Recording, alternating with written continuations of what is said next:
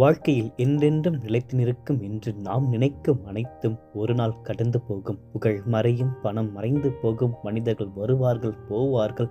வெற்றியும் தோல்வியும் நிலையானவை அல்ல. துன்பம் கடந்து போகும், மகிழ்ச்சியும் என்றும் நிலைத்து நிற்பதில்லை.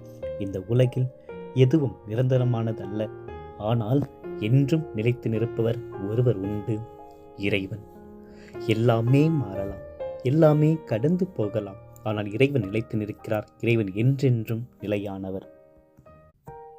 வாழ்க்கையில் என்றென்றும் நிலைத்து நிற்கும் என்று நாம் நினைக்கும் அனைத்தும் ஒரு நாள் கடந்து போகும். புகழ் மறையும், பணம் மறைந்து போகும், மனிதர்கள் வருவார்கள் போவார்கள்.